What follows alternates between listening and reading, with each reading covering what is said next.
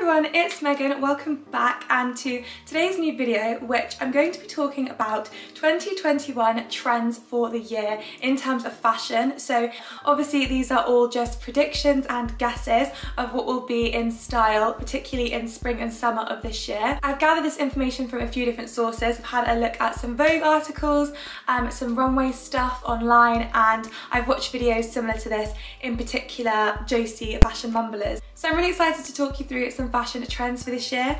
Funny story actually, I filmed this video last year before I started my YouTube channel. I did 2020 trends, but I was too shy to post it. So I'm so happy that I'm able to do this video this year, and it's very full circle. So without further ado, let me talk you through 10 2021 fashion trends, and I'm going to put them in order of the one that I like the most to the least. Okay, so trend number one for 2021 I think is going to be a bit of a controversial one. You're either going to love it or hate it, and it is wide leg trousers or jeans. I of course absolutely love this trend, which is why it's number one on my list, but it might be a bit contradicting because I personally don't like flares, and I think I've said before that I don't like flares on me. I just don't think personally they suit me. But wide legs on the other hand I think look really chic, and I think that I can style them easily into my wardrobe. So for styling wide leg trousers, I usually have the rule that if it's loose on one half, then it's better to be tight on the other. So I would wear wide leg trousers with a tight knitted top. Or my absolute favourite look is to have a high neck knitted sleeveless top with wide legs. I just think it looks so 60s but can still look really modern and fun. I think these trousers are going to particularly be in their peak in summertime, maybe in like a really nice linen fabric. A great example of this is Jacquemus did a pair in their spring summer 2020 collection. But for now I've definitely seen some good wide leg jeans and trousers on the high street. My favourites are from And Other Stories and Naked. I'll put pictures on the screen. But in terms of high fashion, I've seen The Row, Tom Ford and Chloe do some really good wide leg trousers. So I'm really excited to see if that does become a big trend in 2021. So then number two on my list is bralettes, and I know that some people will probably think that bralettes have been around for ages, but the bralettes that we're seeing this year are really just a bra styled as a top. I'll put some examples on screen. I think the best one is by Etro. I'm not surprised that these types of bralettes have made it back into fashion because I think they're very 90s, and 2020 obviously saw a huge increase of 90s fashion. So I think 90s fashion will be something which we'll see again in 2021, as well as some different eras of fashion. But anyway, back to bralettes. So I think that this is not as an accessible and wearable trend for everyone, and not everyone would feel comfortable walking around in a bra. But I do think if you wanted to dabble in it, then a bralette with high-waisted trousers and a blazer would look really nice and might make you feel a bit more comfortable. But otherwise you could wear bralettes on holiday or as a beachy type look. The Etro look, like I mentioned, with the matching shorts, I think makes it look very swimwear. So I definitely think you could wander around on holiday like that. A girl can dream. And in addition to bralettes, apparently stomachs are going to be on display in 2021, which I actually kind of struggle with the idea, mainly because I'm worried about the consequences of 3 months in lockdown on display.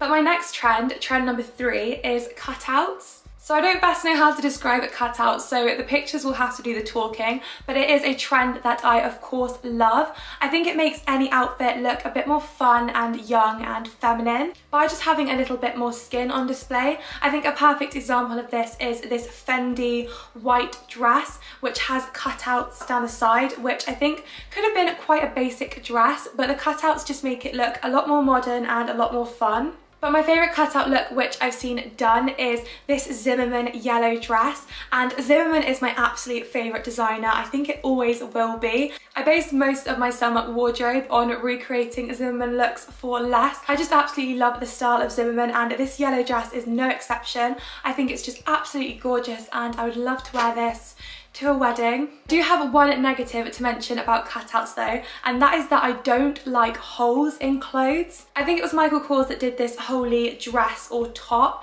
and I just don't like the look of it. Number one, I think it's quite offensive because of the connotations of having holes in your clothing. To then make it high fashion, I think it's very Yeezy, which is on the opposite spectrum of my style. So I definitely think cutouts should stick to being symmetrical. I couldn't find much on the high street yet of cutouts. Obviously we're in the thick of winter, so hopefully in the summer we'll see a few more cutouts. And I think cutouts will be particularly nice in evening wear with a really nice tan. So next up on my trend list, and I can't actually believe this one is at number 4, but it is the trend of corsets. My friend Anna said to me that if she was a fashion designer, then she would definitely be designing lots of corsets because of Bridgerton, and that is one of the main reasons why I think corsets are going to make it back into fashion, but obviously they were making their way back in even before Bridgerton. The first time I saw a corset look modernised was on Bella Hadid with her iconic white satin corset, baggy jeans and a jacket combo, which I think made corsets seem a lot more cool and almost streetwear. In a more traditional sense and also high fashion, I think the best fashion house for the job is Alexander McQueen. I absolutely love their corseted dresses. I'll show 2 pink ones on screen that I would sell my soul for. These dresses are just so gorgeous, and I think you can make this look more wearable by wearing a corset with a midi skirt or a corset with a mini skirt. I really wanted to wear this to a wedding which has been postponed this year with a yellow corset and midi skirt. So I think corsets will come back in a more traditional way as well as in a new updated way,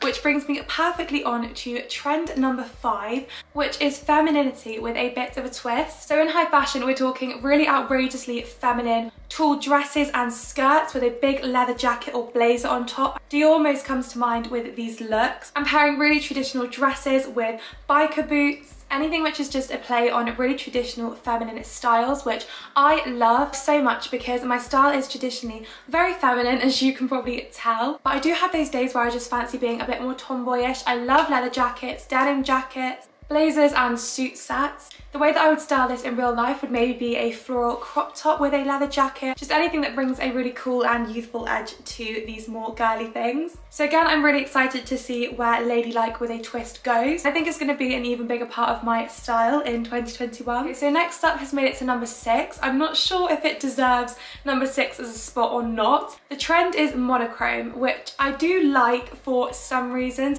and then for others I don't. I typically like to be more of a neutrals girl with warmer tones because I think it suits me better. However, I can think of some really iconic movie scenes with black and white outfits. A great example is the tennis scene in Clueless, Margot Robbie's look in Wolf of Wall Street. Those are just 2 of my favourite monochromatic looks. So I think there are really cool ways to style monochrome in the summer. The number 1 thing I like about this trend though is that you can get anything out of your wardrobe which is black and white, and half the time you do it without realising. I'm wearing a monochrome look right now. So yeah, super sustainable and anyone can get involved with it, even those with a capsule wardrobe. High fashion wise, I think Dolce & Gabbana did the most famous one with this chessboard-esque dress, and Chanel of course, who have been doing black and white for years now. Again, I think this trend will be one which we'll have to see if it picks up or not, because for all the reasons that I love it, I do think that I'd prefer to wear brighter colours in the summer, and I think that's the same for a lot of people. So trend number 7 is one which I don't think has been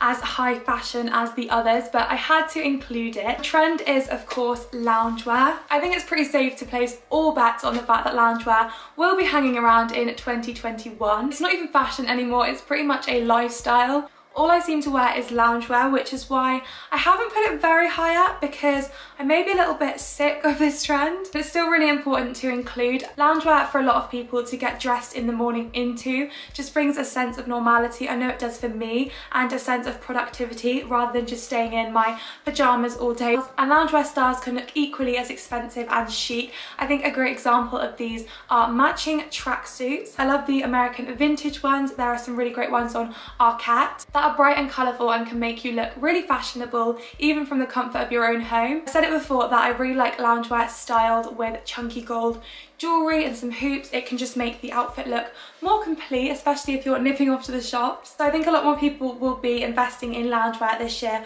rather than other items, and we'll be happy when we can start wearing normal outfits. So I completely forgot that I kind of gave the 60s and 70s their own section. I'm not really sure what to call it, maybe like a retro look. Just because I read an article about so many different trends that all kind of came under the umbrella of those 60s and 70s looks. Examples include white thigh-high boots. Now, if you'd have told me this a few months ago, I probably wouldn't have believed you, but I do think that thigh-high boots are really on fashion at the moment, particularly those slouchy ones. I think we have all the supermodels to thank for that. And then also pastels, which is very 60s. I do remember including pastels in my 2020 version of this, and they didn't really make waves. I feel like people were wearing pastels, but not more than usual. But maybe amongst other 60s and 70s things, pastels will be bigger. A great brand which comes to mind when I think of pastels and 60s and 70s is House of Sunny. If you don't know what House of Sunny is, I'm sure you would have seen their cardigans with the huge fur collars.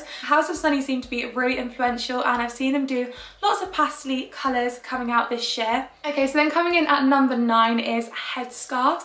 Headscarves are apparently meant to be making a comeback. I am not convinced on headscarves. I know that I'll love a headscarf when I'm older, but for now I just think it maybe looks a little bit too old. It just makes me think of people who sit front row at Gucci shows in their headscarf and sunglasses. No, I think headscarves could be done really nicely. Dolce & Gabbana, Burberry, Gucci, they all do square silk scarves. I just think if I was going to wear them, I would personally have a square scarf draped around my shoulders. And so that brings me on to number 10 as a trend, which I was going to ignore, but it was on every single article that I read, and this is a trend that I absolutely detest. I would love to never wear this trend, and the trend is black face masks. When I saw that black face masks were a trend, I kind of thought that's not really fashion, that's more practicality. But it was really sold to me that it wouldn't be any other colour mask, it would be sleek black masks, and that it was a fashion statement. Apparently it's going to be the biggest type of mask to wear in 2021, and I just can't be optimistic about wearing masks. They break me out really bad and they irritate me, which is something a fashion trend should never do. But this is actually meant to be a serious fashion trend, and I suppose a good thing about black masks is that makeup doesn't show up on them as much. So there we have it. That is my 10 fashion trends slash predictions for 2021. I hope you enjoyed this video and found it educational. Let me know. I would love to know of any trends that I missed, what your favourite trends are, what your worst trends are, how you would style them. And also do let me know if you'd like to see another one of these videos in 6 months, maybe for autumn, winter. Thank you so much for watching. I hope you have the best week, and I will see you in next week's video. Bye!